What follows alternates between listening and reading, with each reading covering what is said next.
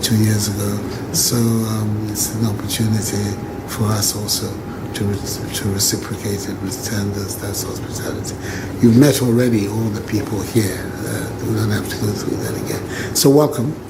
And I'm hoping that the 3 days that you're here with us are going to be fruitful days and memorable days for you and for us as well. So thank you.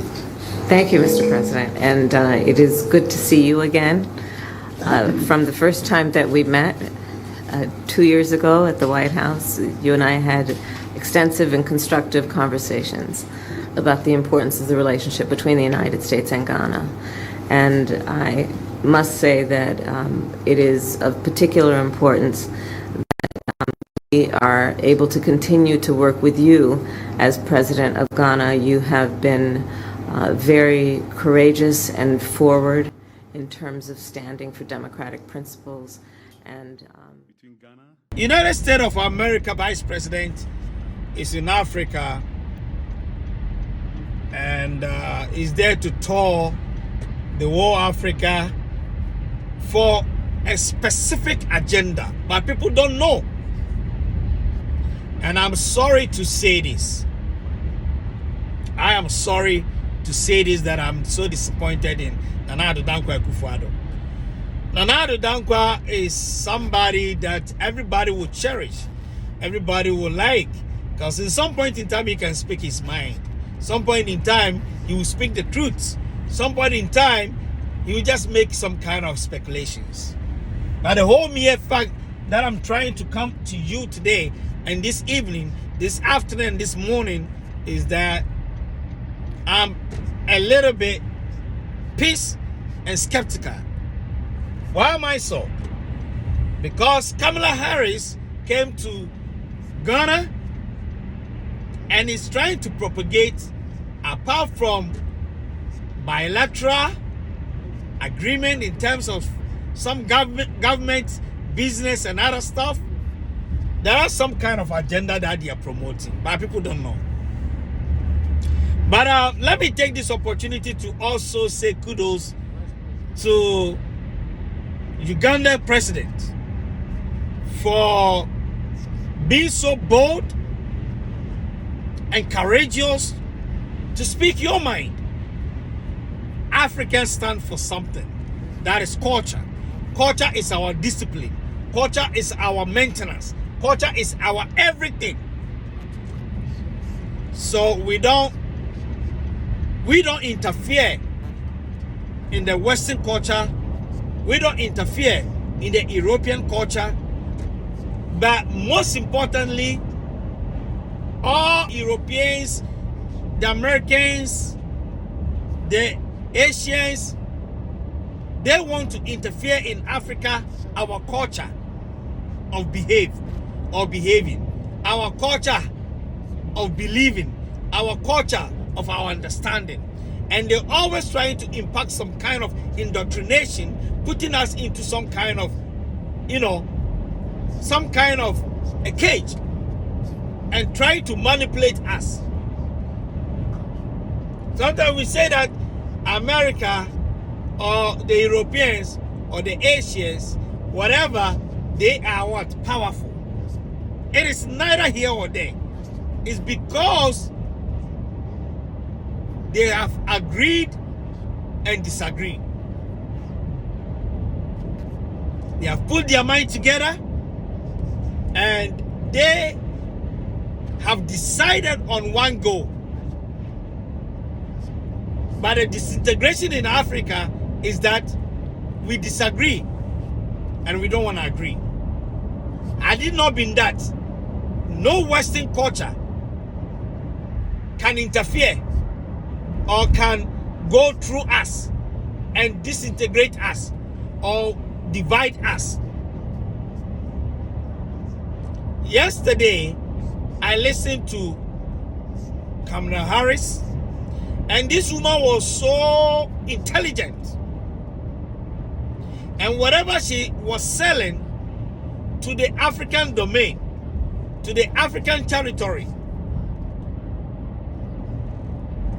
people could not eh, understood it from a different angle. But they believe that Kamala Harris is there to help Africans. Yes, indeed, it's okay. But let me tell you, if you listen to Nana Addo Dankwa Akufo-Addo, when they were having a press briefing, if you listen to Nana Addo Dankwa Akufo-Addo, Nana Addo Dankwa is trying to portray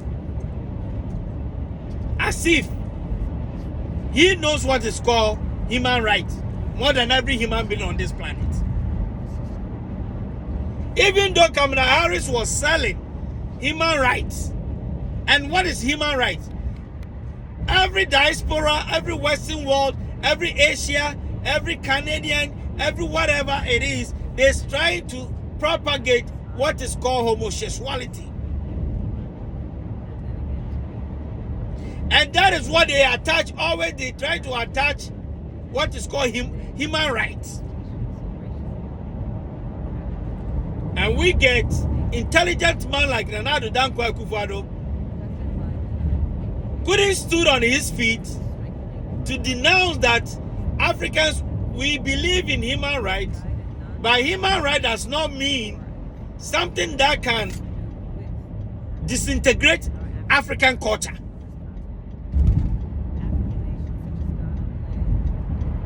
Okay? He couldn't say that. He is just talking about human rights. Nana Addo Dankwa is just talking about human rights. I want everybody to listen to the press briefing. Press briefing. Okay? Fine. After hosting Kamala Harris in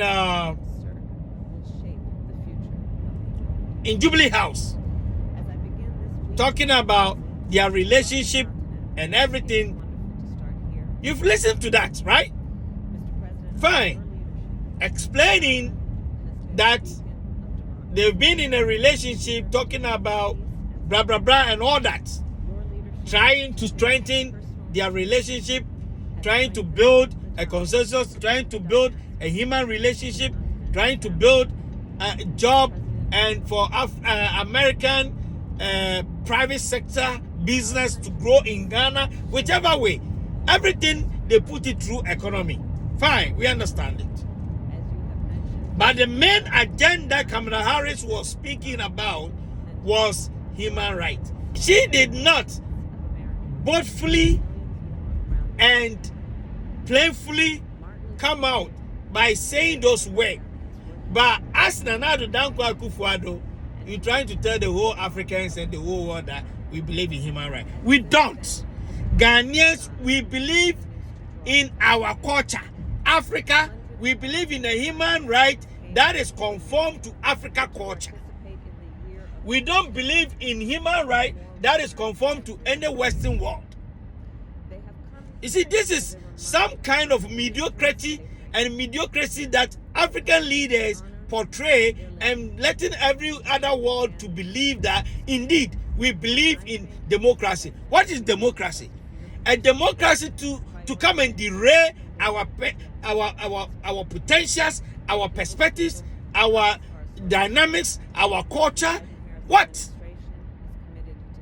African leaders are just sitting there to be so naive and so stupid in such a way that they want the other world. You see, there is culture that you Nana Addo Dankwa Akufo-Addo you put up, saying that Ghana beyond aid. I was buying into it. But let me say something today. Nana, if you sit in Ghana and believe that Africans believe in human rights, what kind of human right we believe in? Do we believe in a human right whereby we let our children go into gayism, lesbianism, whatever, transgender, cure, or whatever, Q or whatever, stupid it is? And you come and tell the whole world that Africans, we believe in we believe in human right. What is human right you talking about? What is human right? If we believe in human right indeed, which I agree, but what kind of human right do we believe in? These Americans are selling some kind of mediocrity, some kind of stupidity, some kind of culture they believe in. They are multicultural stupid shit. They believe in that, and then they want to sell into Africa. Thanks to former Kenya president, during President Obama time, he went to Kenya. A Kenya president stood in front of Obama and spoke the gospel truth to Obama that, you know what, we believe in everything, but we don't believe in the culture of America whereby you want to introduce what is called gayism, transgender, lesbianism, whatever. We don't. So if Nana Addo Dankwa, if you really bold, you have a wife, you have children, and your children are married. So if you don't believe your children marrying, your girls marrying men, why did you allow your girls to marry men and give children, grandchildren to you? It's because of African culture. African culture trained you to become who you are now. African culture training African leaders. African culture trained all of us. But you see, our mediocrity,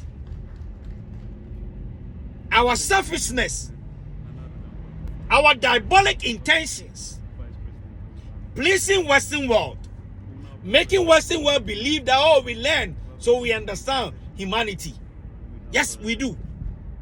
What kind of humanity are we talking about? Have you ever gone to, bush? Have you ever gone to forest? Have you ever gone to zoo to see snake sleeping with snail? Have you ever gone to, say, let's talk about even snake itself. Snake sleeping with snake men, or male snake sleeping with male snake? Or have you ever seen chimpanzee male sleeping with chimpanzee male? Even animals don't do that. How much more us? Now you go to social media, you see a whole bunch of nonsense that they're trying to pair animals to sleep with animals. Nana Addo Dankwa Akufo-Addo, I respect you, and I like some kind of policies you have put in place for Ghanaians. But let me tell you this. Your stupidity in terms of accepting that African culture, more or less Ghanaian culture, we don't know anything about this kind of bullshit. Nana, you are a disgrace. And let me tell you, I know leaders, some leaders wouldn't say it in public, but let me caution all the leaders in Africa who buy into the idea of this kind of human rights. Human right. You see, human right of what is what we don't know. Most importantly, people in America, they have grown through some kind of mediocrity, some kind of, it has got, you see, some of these people that the white folks that we're talking about, they do a whole bunch of shit. Okay? But they don't bring to the public domain. But they bring to the public domain for the acceptance of we the blacks. And yes, so we sit as and we listen to those nonsense. Let me say this. in particular as it relates to Ghanaian President Nana Addo Dankwa Akufo-Addo, of our ability to have access to certain I will tell you straight up, in particular globally. don't be nonsense and don't be stupid Spike in the cost of food, for example, to buy into this kind of agenda. You have never come into a public domain to denounce when it comes to gayism. which exactly I'm not saying you are gay. significant toll I'm not saying you believe in it or you support it or you don't support it. But your behavior is countenance to this kind of ideology But going forward, let's of human rights. there are a number of things Ghanaians and Africa don't believe in that that.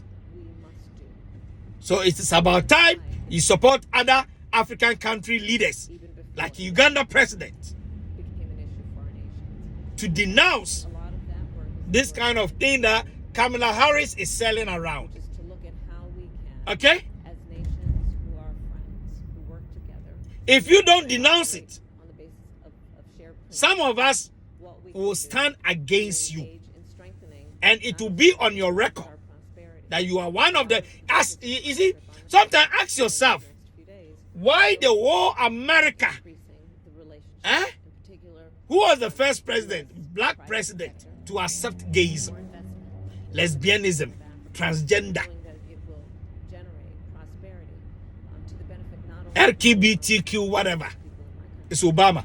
Why? Everything is black. Everything is black. Every bad thing is black. When was the first time or last time Africa just show something good? Bibi ebe show ye TV so diaspora a brochure kon to obi emu no ebe hu Africa bia no e the bunny. By your work Ghana and show bibi through CNN any other media and today say America kura no ohia wa ha. And people are believing that America is the richest place. But it's not true. Now this is the caution to the MPP folks now. Mudia, why yodium, Timiani kwasiasam. Maya mohosa muye book long. Wako school muni minyansa, muni madias, muye Jimmy for more. I can tell you that. America, Ghana for MPP, face yako school, yeni minyansa, yasua die, yako yenim, ewa niyama bebremu. But yase, uma waniti bebrea, uma aponchi, achi.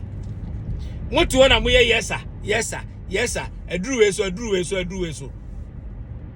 Kennedy, dimo atem supamwa, eyamoya. These are some of the things. Maya muso mania tiama. Enye NDC nenya party papa. Eni enya dikeni papa ewo NDC. Eni enya obia na adwene mu dawo na oye fan enkasa bin producer enke obia ni wa MPP obedi nachi. Cause Maya mo so mu nyansa ama. Obema aponchi achi. Yakrabo. Let's go and listen to them. Place on Mother Earth will be on this continent, and what that means. The trip that I have taken to come here, being here, is about recognizing the incredible opportunity with a sense of optimism about what we do now and how it will impact the world going forward. So this trip and this relationship, yes, we are concerned with security. We are concerned with what is happening on the globe as a whole. We are clear-eyed about that. But this trip is motivated by the importance of the direct relationship between the United States and Ghana, and as I travel the continent, those countries as well. Is it Mr. Daniels? Is that the name? Mr. Daniels, thank you for the question. There's an obsession in America about the Chinese activities on the continent, but there's no such obsession here. About China is one of the many countries with whom Ghana is engaged in the world. Your country is one of them. Virtually all the countries of the world are friends of Ghana, and we have relations in varying degrees of intensity with all of them. Our relationship with America is a relationship that has been forged over several decades, right from the time of independence up till now. Vice President Harris referred to the fact that Dr. King was here in 1957 forging the link between the civil rights movement in Africa and the African liberation struggle, which Ghana was a symbol of. So we've had a direct relationship in the 90s and the millennium year. 3 successive American presidents visited us. In 1998, President Clinton was here. In 2008, President Bush came. And then President Obama came in 2009. In fact, the only president who broke the chain was President Trump. We're hoping that President Biden will also be here to restore that trajectory. I'm saying this to show you that the relationship between America and ours and Ghana is a relationship which has its own dynamic.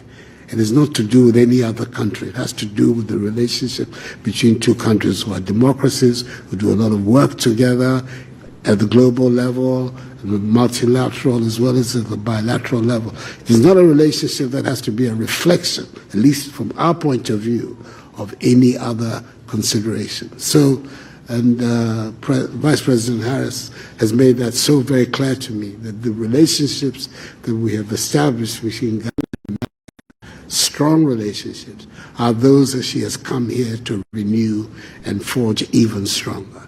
And I have absolutely no reason to doubt her. The history is there to confirm what she has been saying. Okay, 2 more questions to go. Yes, Nanesi, your full name and the network you report for. Thank you very much. My name is Nanesi Boateng, Jubilee House reporter for Oman FM. Madam Vice President, my question, one of the issues in recent time has to do with the effect of climate change. Now, countries great and small are feeling the bend of its impact as we speak. Africa is said to be the least contributor to this phenomenon, and that is less than 4% of global volumes of carbon emissions. Now, the demand is now for Africa to go green, to abandon the exploitation of the abundant natural resources which the continent has been blessed with. And the resources which the continent needs to finance her development. My question, do you believe this call is fair? And also, are you disappointed by the failure of worthy nations of the world to honor their commitment of making available $100 billion annually to the poorer countries of this world to assist them in the fight against climate change? Thank you. Thank you. Thank you for that question. So I'll start with this. I don't think that anyone would deny that the globe is facing a climate crisis. And that is a fact. The last time I saw Mr. President, you were actually, the last time we were on the same continent was when you and I were both at the Munich Security Conference.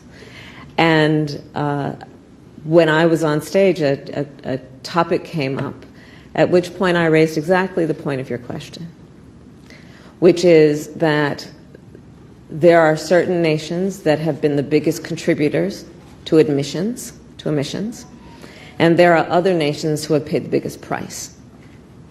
And that we, as global leaders, must recognize the disparity that exists there and address those disparities. So when I think about the United States' role to that end, part of the work that our administration has been doing is addressing what we must do as an imperative to reduce our global emissions. We, during our administration, the Biden-Harris administration, take great pride in accomplishing a significant step toward that end, where we have dedicated $370 billion to the climate crisis, with a great deal of that directed at what we can do to reduce greenhouse gas emissions. So that is an important step as we go forward.